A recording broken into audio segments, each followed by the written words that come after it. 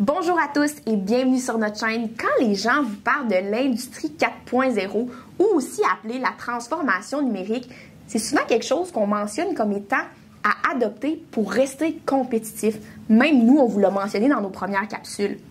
Eh bien, l'introduction des technologies de l'industrie 4.0 peut vous permettre d'augmenter votre productivité, votre réactivité et améliorer votre prise de décision et donc, par le fait même, rester plus compétitif.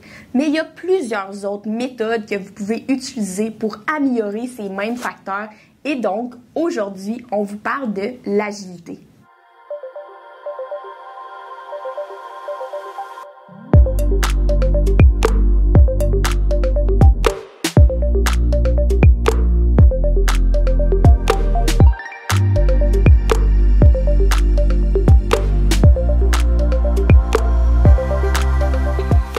Donc, peut-être que vous connaissez Henry Ford. Henry Ford, ça a été le premier à introduire la production de masse avec le fameux Ford T en 1908. Le concept de la production de masse, c'est simple, c'est de produire en masse et à faible coût. C'est un concept qui suffit longtemps parce que le consommateur était moins exigeant, parce que justement, il y avait un choix limité. Aujourd'hui, ce n'est plus le cas. Le consommateur a des demandes changeantes et surtout un désir de personnalisation de leur achat. Et ça pousse les entreprises à devoir s'ajuster. Les consommateurs ont un vaste choix de produits et de conditions et la concurrence se joue à la fois sur la qualité, les délais, les coûts, la garantie et le service après-vente. Ces conditions vont mettre des pressions sur les entreprises à devenir agiles pour demeurer compétitives. Mais l'agilité, c'est quoi? Mais c'est défini comme un modèle de production qui permet de répondre aux changements d'environnement de l'entreprise en procurant de la flexibilité, de la rapidité, de la qualité, du service et de l'efficacité. Une entreprise qui est agile est en mesure de répondre plus efficacement aux demandes de plus en plus changeantes de leurs clients et de faire face aussi à la compétition qui est de plus en plus féroce. Réagir, ça permet aussi de réagir plus efficacement aux autres changements externes et ça rend l'entreprise globalement plus compétitive dans son marché.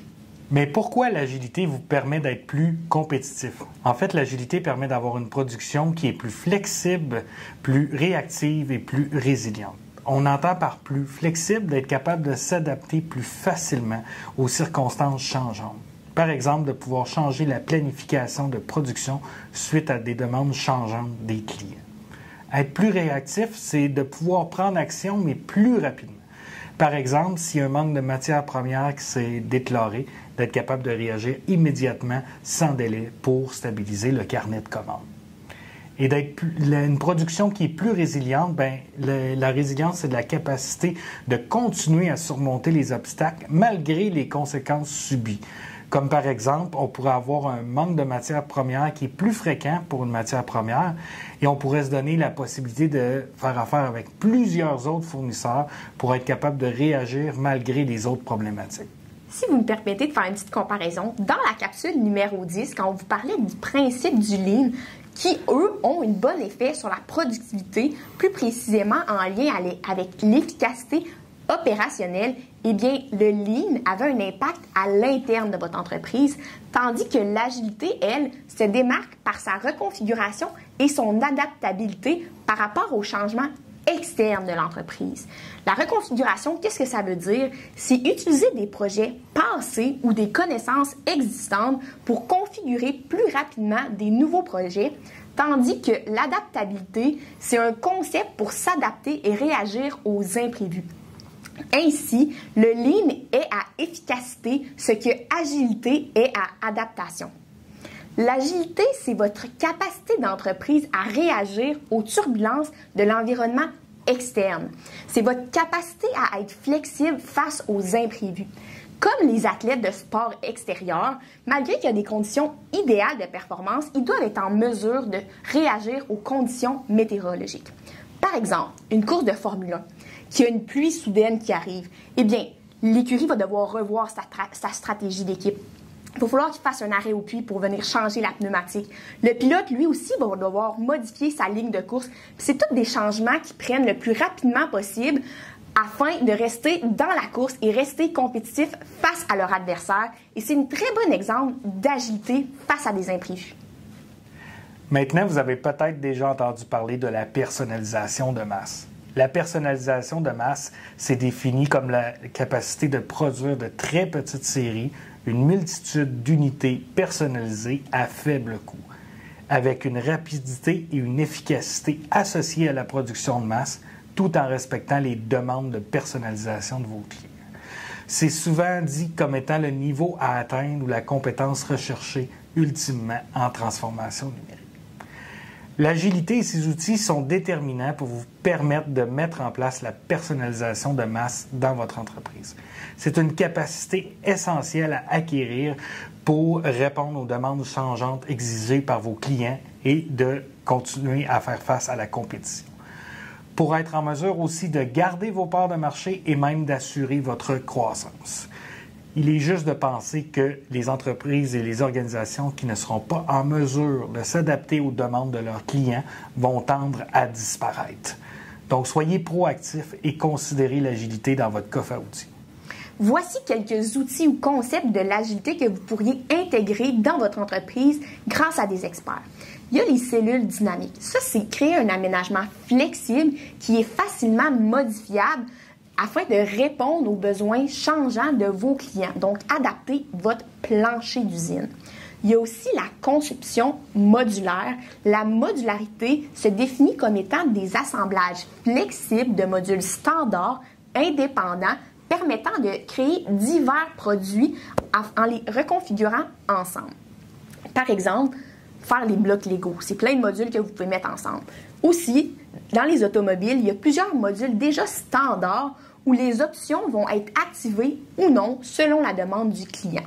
La conception modulaire, ça peut vraiment faciliter la transition entre la commande, la conception et la production de vos produits et même vous permettre de mieux gérer la variabilité entre vos produits personnalisés et souvent même de réduire le temps de mise en production de ces produits.